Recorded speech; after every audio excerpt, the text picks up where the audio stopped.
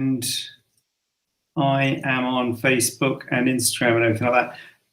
A little bit different tonight because it's 5:30, so I'm starting early. I've got this weird feeling that actually it's not working, but maybe it is working. Okay, so that's my now live. Okay, so that's good. Why should I close that? Close that. Okay. Anyway, I'm just gonna carry on. So early tonight because it's working. It's working. Good. Sorry, I'm trying to get the angle. Normally I've got a very pro setup at home, but I'm actually in the office at the moment, so I haven't got a pro setup. And I'm early because happy anniversary. Thank you, Zoe. So I am. It's official. I am married for many years as of today. So obviously got a massive celebration this evening. Obviously got a lot planned. So therefore I'm starting this early. So let's assume it's working. Zoe, can you tell me if it's? No, I'm not. Is it a bit dark? It was a bit dark. Anyway, right. Yeah. So I have got some questions to go through. If you've got any questions, feel free to chip in and I will do my best to answer them. I don't know why it feels weird doing it here. I don't know why, but all good? Oh, there you go. It's all good. Right, excellent. So let's start off with an easy one. Do we offer chin augmentation? I was looking at the questions last week and there was a saggy chin question. I don't know why they put 2 chin questions in, but anyway, maybe there are people who weren't here last week. Was it last week? So yeah, I mean, to be honest with you, actually, chin augmentation is actually quite a difficult procedure to do, and it really is. I would say there's certain procedures that it's okay for sort of any plastic surgeon to do. And breast implants is probably the classic example. And there's all sorts of plastic surgeons. So when I talk about choosing a qualified plastic surgeon, obviously the first thing is to make sure your surgeon is fully trained in plastic surgery, FRCS Plast. And that is the first step. But within plastic surgery, there's different specialties. And there's breast, there's burns, there's hands, there's craniofacial, there's cleft lip. I think that's about it, isn't it? Lower limb's not really a specialty, but some people do lower limb. So I think that's the main ones. But within those specialties, most, I would say, plastic surgeons will do, if they're doing private practice, will do the breadth of cosmetic plastic surgery. So they'll do facelifts, they'll do blepharoplasties, they'll do Botox, they'll do breast implants, they'll do tummy tucks. You know, they'll do the breadth of it. And I think that's okay for most plastic surgeons who've been trained in plastic surgery. I think it's okay to do that. There are certain things that I think it is good to go with someone who specializes, and rhinoplasty is one. That is something that you don't really want someone who dabbles in it. And something like a chin augmentation, I would say, is another one. You really want someone who is a facial plastic surgeon, who is, and that can be different. There's different specialties. So a lot of ENT surgeons will do that sort of thing. Maxillofacial surgeons will do that sort of thing. It is something that is specialized, and you can either put an implant into the chin, or you can slide a little bit of the bone of the chin forward to make it more prominent. So I think it is a thing, obviously, a chin augmentation, but I would be looking for someone who specializes in the face to do that. And that ain't this guy here. So I specialize in breast and body. So I don't do faces. I don't even do facelifts and blepharoplasties and Botox. So goodness knows I don't do chin augmentation. So yeah, but long answer to a short question. Claire Suzanne is in the house. And Claire Suzanne, I've recently had a DVT. Is surgery now off the cards? No, it is not off the cards. So it does put you at a higher risk, the fact you've had one DVT, and you will want to finish your course of treatment. So the course of treatment is depends on your risk.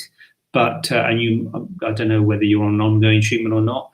But the bottom line is, Claire, that it would depend on two things. The first thing is liaison with your hematologist or the person who's looking after your DVT. So I would say to them, I'm thinking of having surgery. What do you think? They might say, forget it. They'll probably say, wait for a certain period of time. So there'll be a certain period of time that you'll be better off to wait. And then the second thing is what sort of surgery you're thinking of having. So some surgery has got increased risk of DVT than others. The classic really is your tummy tuck, Claire. Your tummy tuck is the one which has got a higher risk of DVT. So I'd be a bit more concerned about doing a tummy tuck on someone who's had a recent DVT than perhaps breast implants or something like that. But still, the risks are there with any surgery, but it's increased in certain surgeries, classic being tummy tuck. So yeah, type of surgery, and sometimes you do see people who've had DVTs in the past, and you can still do surgery on them. As I say, they will be at a higher risk, and you are going to be a bit aware of it. But there are things we do to reduce the risk of DVTs in anyone. So yeah, we probably do those things on you as well.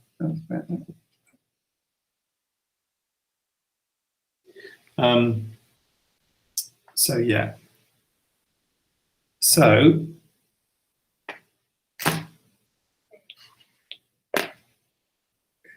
okay, don't worry. I'm trying to get a better angle on the. Thanks. I wanted a tummy tuck. Right. Okay. Well, the tummy tuck is got a high risk of DVT, Claire. Again, I wouldn't say it's a no, but it's coming more towards a no than it was a minute ago when I didn't know you wanted a tummy tuck. The other thing, Claire, I think about yourself. Do you want, DVT is a really serious or potentially serious thing because it can form a PE. So that is something to think about. Do you want to go through those risks? But yeah, I would be a bit, yeah, I'd be wary, Claire. I would be wary personally. On the theme of tummy tucks, when can I go on holiday? Oh, I've covered the thing of this. What's going on? Oh, jeez. Sorry, it's all a bit amateur. It's all a bit amateur here. You don't want to see the setup here because it is a bit amateur. But anyway, when can I go on holiday in the UK after a tummy tuck? I like the fact I put in the UK after there as if like, not going abroad. Well, I normally say about 6 weeks. 6 weeks is normal. I always say to people, depends on where, people say, when can I fly or where can I go away? The first question is, what's the reason for going away? So if you have to go away, you can go away. You're not going to get stopped at the airport if you recently had surgery. They're going to, you're still going to be able to get on the plane and go. But you're going to increase your risks to start off with, and also you're going to have perhaps less of a good time on holiday. So the first thing is the risks. So you've got DVT risks. As I just said, it's increased with a tummy tuck. It's present with any sort of surgery, but it's increased with a tummy tuck. So and it's increased when you go on you're going in the UK. Well, it's increased when you go on a flight, but it's also with a long car journey. It's the same because your legs sort of bent, legs sort of, what your legs are like when you're sitting down. So you just got to keep your legs moving, etc. So that's the first thing. The other thing is you've got to think about getting your wounds all healed. You want all your wounds to be healed, because if your wounds aren't healed and you have a bit of a problem with wound healing or a bit of infection or localized inflammation, it can be difficult if you're far away from your surgeon. So I would say you want to get all your wounds healed. So that's going to be 2 or 3 weeks to get your wounds healed. And then in terms of the actual enjoying your holiday, then you're looking at, I'd say about 6 weeks. You're starting to feel a bit normal, about 6 weeks. Because if you have it too soon, it's going to be uncomfortable to carry the bags. You're going to feel swollen. It's not going to feel great. Your scar's going to be a bit red and inflamed. So I think 6 weeks is things maybe sort of starting to feel a bit more normal. You still feel swollen and tender, to be honest with you, but you're going to feel better. You're going to start to feel better about 6 weeks. So I would say 6 weeks is minimum for a holiday. To be honest with you, whether it's UK or abroad, or maybe UK would be a bit sooner than abroad, but 6 weeks is where I'm going on that one. Mad Laminid, good evening. How are you? Nice to see you, and hope you're well. Nice to see you. Saw you the other day. So nice to see you again. Donna Harleen Quinzel, happy anniversary. Was that you, Donna? What's with the? Happy to see you again soon. Is that you? Is that your? Have you changed your name? If that is you, Donna, thank you, and thank you for your advice yesterday as well. I took your advice and I implemented that advice, and so yeah, I'm all set. And yeah, big night tonight. I think we're gonna watch a DVD and have a takeout. I think it's on the cards. I did offer to go out for dinner, so we might still go out for dinner. But anyway, that's one of the two. Anyway, I'm happy with either, to be quite honest with you. Right, what would your advice on local sedation, local anesthetic for a tummy tuck? I am having skin removal and a little lip lipo, I think that is. No MR, as I'm really petite.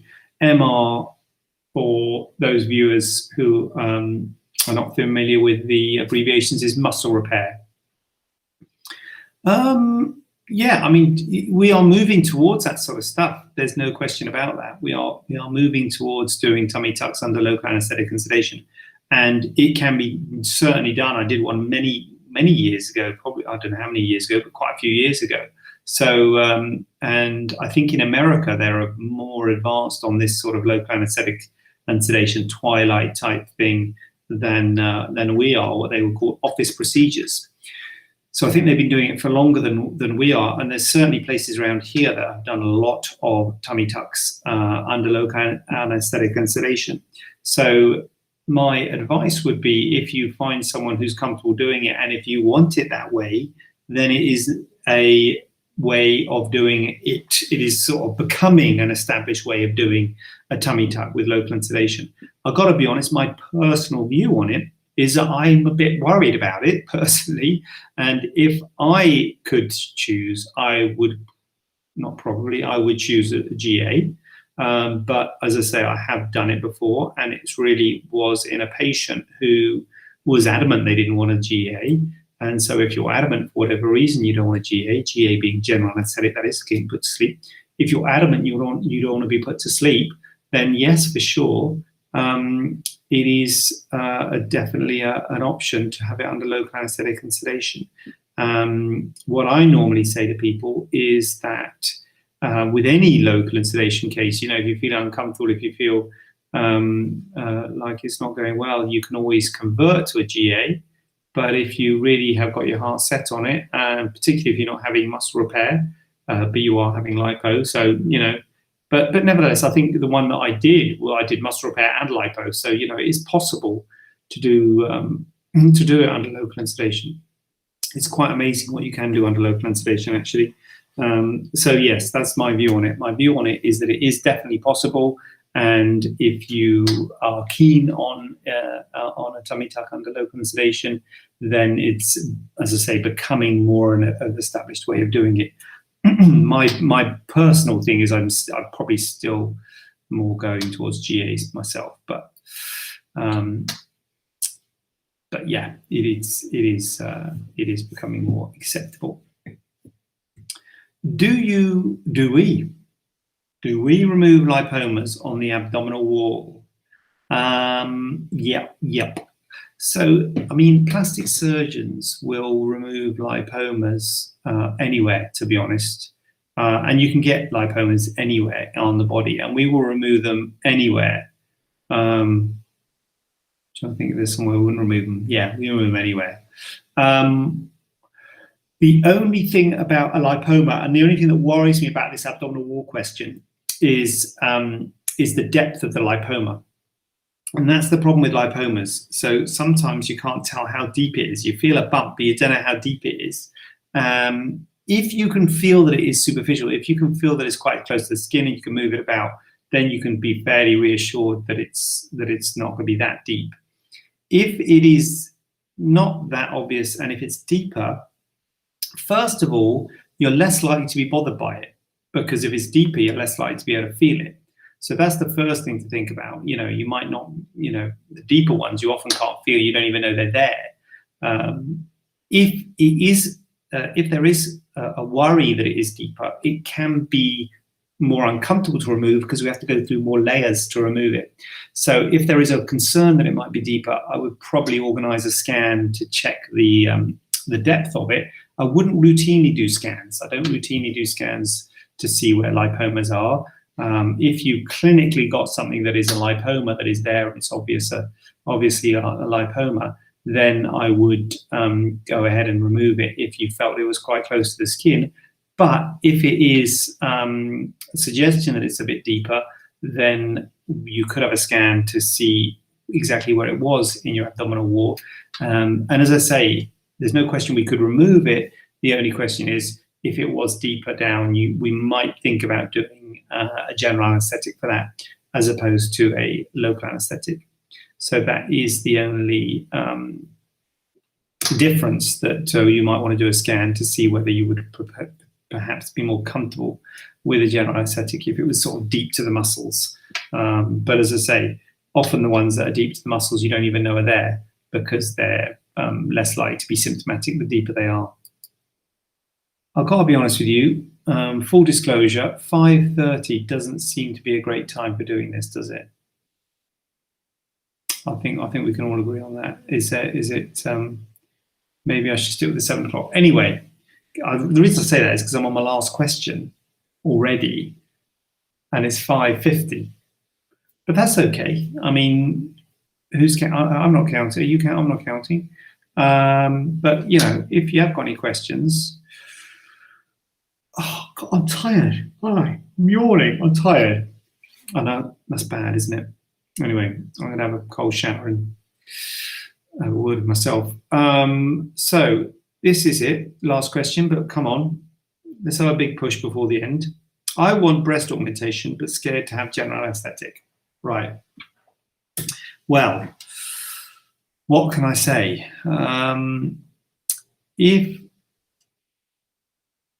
Well, first, why? Well, have it under local sedation then. Have it under twilight. So you don't. So the first thing is, why are you scared for a general anaesthetic? I'll say that a lot of people, most people are scared of a general anaesthetic. I think I'd be scared of having a general anaesthetic. If you're gonna have surgery, I think everyone's worried about the anaesthetic. I think that's normal. I think we can all agree on that.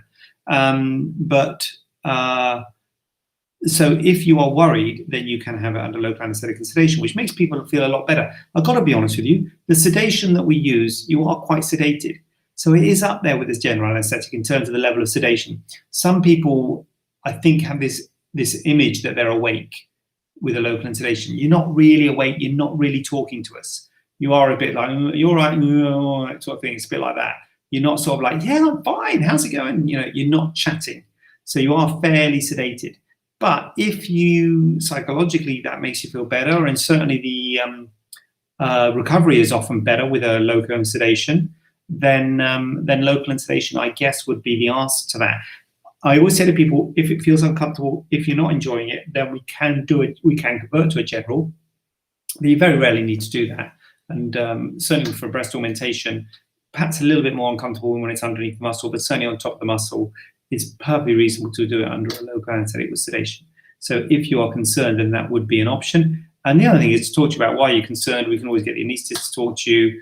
And because sometimes the local sedation can be a bit daunting. So we don't want to stress you out. It should be a good thing. So you don't want to get stressed about going to have surgery. So if you, they might be able to say you might be better off with the general. It might be less stressful having a general. But certainly if you are stressed about a general, then local sedation is an option for that.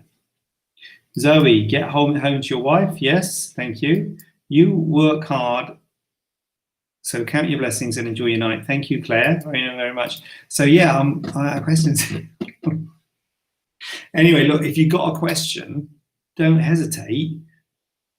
Post it, or email me or message me or whatever, and I will answer, because I'm going to be back here 7 o'clock, back to normal time probably next week, 7 o'clock here. I am going to get in the car and I'm going to go home, and we're going to have a big, massive I'm sure there'll be a massive surprise party there or something. But I'm going to check out of this place, and I will see you 7 p.m. Tuesday, the whatever it is, 7 days from now. Take it easy. Thank you, Donna, Harlan, Quinzel, Zoe, Claire, and Madlamid, and everyone else who knows me. See you next week. Sorry, I have to